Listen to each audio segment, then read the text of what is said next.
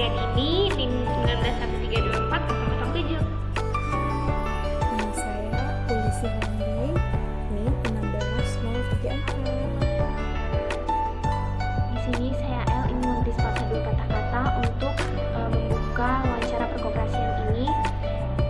Hal ini kami lakukan karena pada saat pembukaan di wawancara live kami tidak bisa mengambil video karena sesuatu hal. Nah, di sini kami mewawancarai KPSI Karya Nugrida yang diwakili oleh salah seorang yang tidak kalah penting dalam kepengurusan koperasi. Siapa beliau? Silahkan disimak di slide berikutnya.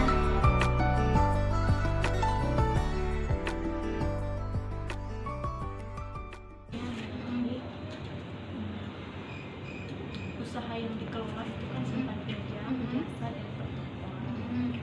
Nah itu kalau jasanya bentuknya seperti apa? Apakah Kalau jasa itu tiketing, penjualan tiket, sama tour and travel. tour and travel, ya. Kok pertokohannya kayak gini ya? Bu? Iya, pertokohannya kayak gini, minimarket ini. Berarti ini cuma ada satu atau punya cabang, Bu? Ada satu aja. Oh, ada satu. Kalau yang di depan itu Bu, Itu cuman kita nyewain tempat lapak. Tapi mereka jualannya sendiri-sendiri. Oh, berarti termasuk ini jasa juga, bagian jasa dari koperasi. Bagian dari toko kita nyewain lapak. Pertokohan namanya. Oh, iya. Jadi mereka hanya nyewa lapak kita, tapi mereka jualannya mereka sendiri.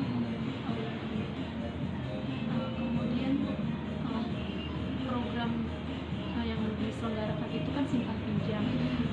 Itu nggak ada program lain, mungkin pendidikan, ada nggak pendidikan untuk anggota-anggota? Oh, itu namanya pelatihan ada. Oh, ada. Pelatihan ada. Cuman itu kan kalau pelatihan itu kan bukan dari produk koperasinya. Itu namanya apa?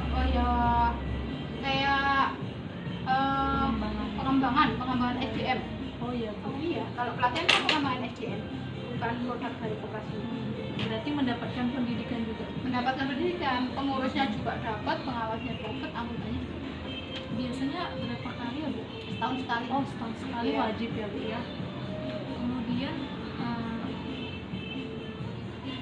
yang dilakukan koperasi mengenai anggota yang kurang berpartisipasi pengelolaan koperasi itu kan sosialisasi. Nah, itu sosialisasinya langsung atau bagaimana, Bu? Apa bentuk penyebaran? Biasanya langsung. Langsung. Dan anggota juga sebenarnya sudah tahu sih dari dulu yang namanya koperasi itu kalau kurang aktif kan mereka juga SHU-nya juga kecil kan. Iya, berhubungan dengan SHU kan kecil. Partisipasinya kurang. Kalau mereka aktif, sering pinjem, sering belanja gitu kan SHU-nya besar juga.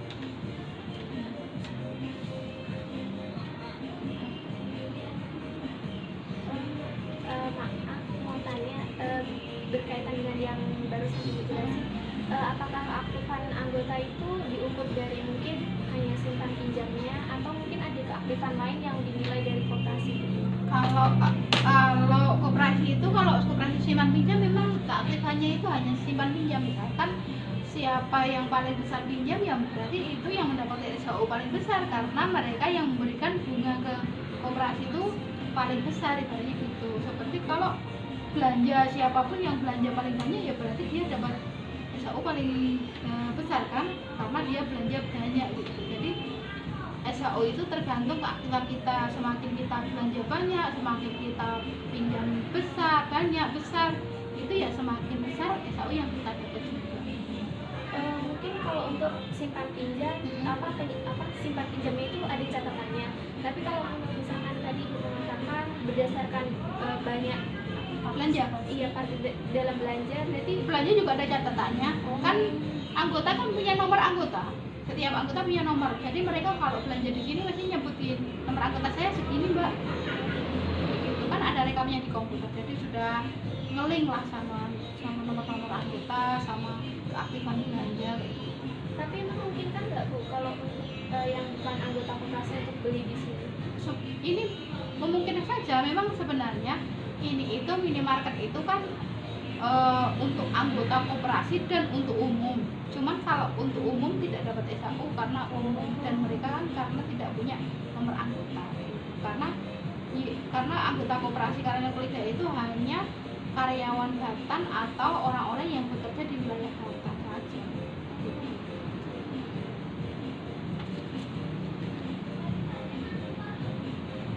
Kemudian Bu, di sini itu mengatakan bahwa strategi pemasaran itu promo dan sosialisasi.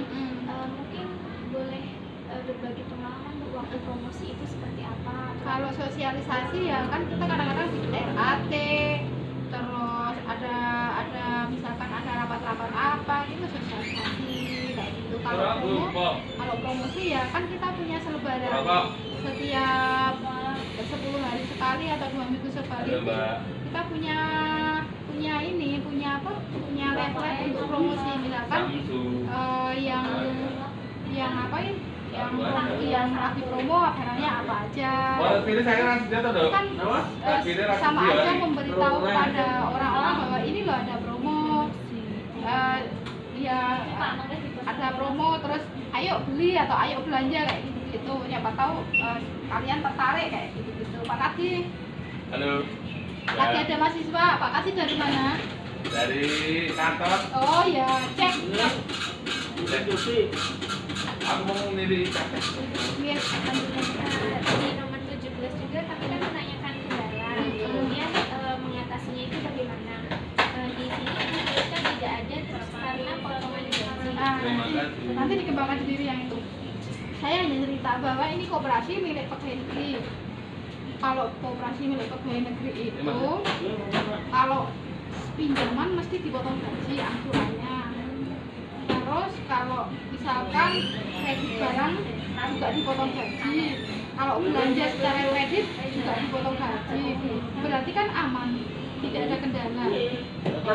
Nanti dikembangkan sendiri ya. Intinya begitu. Nah sebenarnya kendala-kendala itu kan hanya kendala-kendala kecil yang di luar mekanisme itu, gitu kan. Kendala kecil kayaknya kalau diangkat apa ya, kalau mau diangkat kendala kecil itu paling misalkan kalau ada orang yang gajinya tinggi misalkan tinggal 500 terus pengen ngambil barang seharga 600 kayak gitu itu kan nggak bisa kan. Mungkin yang 100 nanti dibikin misalkan tunai apa gitu, kredit tunai misalnya kayak gitu. Tapi sih nggak banyak yang gitu, jadi nggak perlu diangkat, tapi nek mau diangkat ya monggo. Jadi nek bagi saya sih nggak ada kendala sejauh ini. Soalnya sama potong gaji semua toh. Jadi nggak perlu ada yang macet-macet gitu, nggak. Berarti untuk ukuran anggota sendiri semuanya berpartisipasi aktif ya Pak? Iya, jadi untuk anggota sendiri sebenarnya bukan semua aktif, cuman kan yang nama anggota itu banyak, sebagian aktif sebagian enggak. Cuman kalau yang nggak aktif mungkin karena mereka jauh rumahnya, terus mereka nggak belanja di sini. Ya belanjanya mungkin sebulan sekali, maksudnya nggak sesering kalau orang yang rumahnya dekat sering ke sini belanja.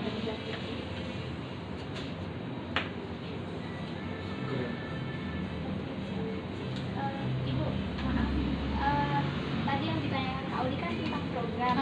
Saya masih penasaran untuk program sendiri.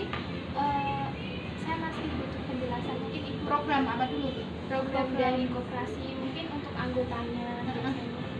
Selain rapat atau selain kalau untuk anggotanya itu biasanya sosialisasi kayak apa, penyampaian informasi tentang koperasi. Misalkan koperasi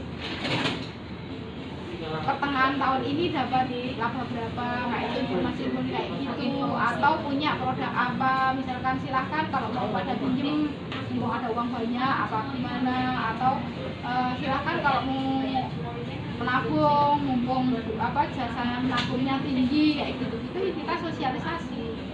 Perubahan disampaikan ya. Perubahan disampaikan dan dipajang di papan pengumuman. Apapun informasi dipajang di papan pengumuman. Jadi setahun sekali itu pelatihan untuk anggota, untuk pengawas, dan untuk pengurus juga. Koperasi ini pernah nggak Bu ada event misalkan kayak Dolcas atau jalan santai mungkin kayak yang biasa kita ketemu kalau event kalau koperasi eventnya hanya event RAT, mesti ada Dolcasnya. Tetapi kalau kantornya sendiri, kantornya instansi sendiri itu kan mesti ada BEM.